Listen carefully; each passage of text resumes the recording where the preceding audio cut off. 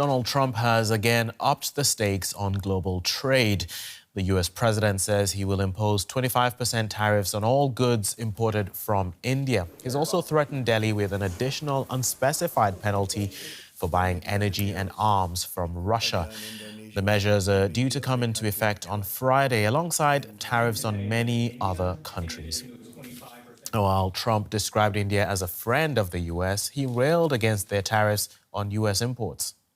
As you know, Prime Minister Modi is a friend of mine, but they don't do very much business in terms of business with us. They sell a lot to us, but we don't buy from them. You know why? Because the tariff is so high. They have one of the highest tariffs in the world. Now they're willing to cut it very substantially, but we'll see what happens. We're talking to India now. We'll see what happens. It doesn't matter too much whether we have a deal or whether we charge them a certain tariff, but you'll know at the end of this week. Now, the Indian government has responded, saying it has taken note of Trump's remarks, vowing to protect its national interests in trade talks with the U.S. The Indian opposition, meanwhile, has called Trump's tariff announcement a major setback. A huge economic setback for the economy. A 25% tariff on Indian exports, what America is importing from India. It's a political setback for the Prime Minister. You know, howdy Modi, namaste Trump, ab ki baar Trump Sarkar. He campaigned actively for Donald Trump. He claimed to be one of the first heads of government to meet President Trump in the second term in February of 2025. It's a huge political setback for him. Trump has also escalated trade tensions with Brazil, imposing 50% tariffs on Brazilian goods with some exceptions. Trump says the move is punishment for the trial of Brazil's former president, Jair Bolsonaro. The far-right ex-president is accused of plotting a coup to stay in power after losing the last election. Trump also imposed sanctions on the judge overseeing Bolsonaro's trial. Brazil's insisted the case against the former president will go ahead unless prosecutors decide otherwise. All right, now let's get some analysis on Trump's latest tariffs announcement with Bhaskar Chakravorty, Dean of Global Business at the Fletcher School, Tufts University. Good to have you with us. Donald Trump has posted on his social media site, Truth Social, calling India a friend, but slamming its tariffs as too high. Can he actually get India to lower its trade barriers? Well, I think that is the intent. And as with a lot of the Trump messaging and signaling, it's never over till it's over. And so he has already said that this is not the final word on the tariff levels for India. He's left the door open to further talks, and clearly Indian officials are going to be walking in that door, and they are going to continue conversations. Now, there are only so many concessions that the Indian officials can make because there are a whole bunch of constraints that they have to look out for on the domestic political front.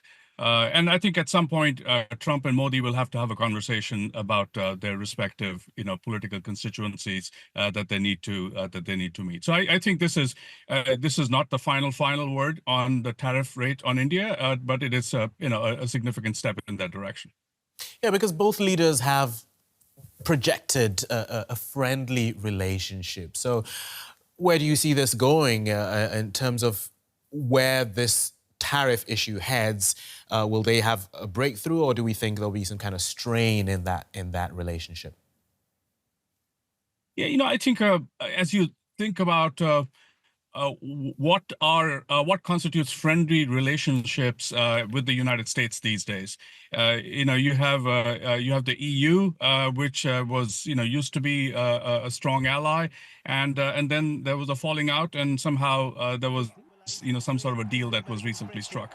The UK, a somewhat similar story, and maybe the friendship is a little stronger with the UK. I would imagine it's the same situation with India. India is going to continue to be an important ally for the United States, particularly as a counterpoint to China, and potentially as a conduit to Russia and other key parties.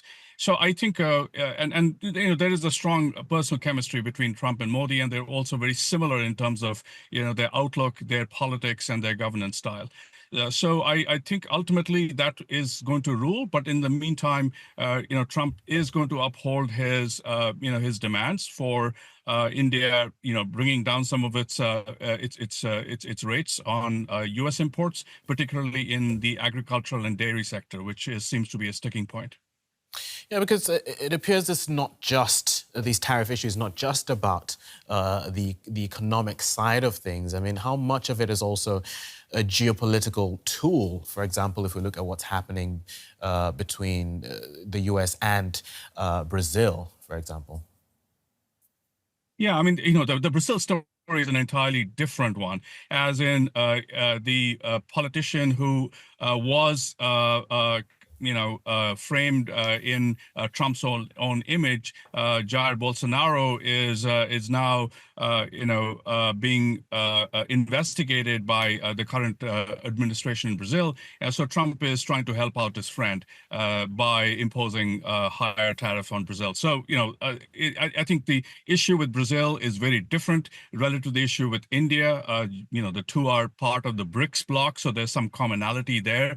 And Trump has been annoyed by the fact that the BRICS are trying to set up an alternative to U.S. Geopolitical and economic dominance, an alternative to the dollar. But other than that, I think India and Brazil are two very different stories.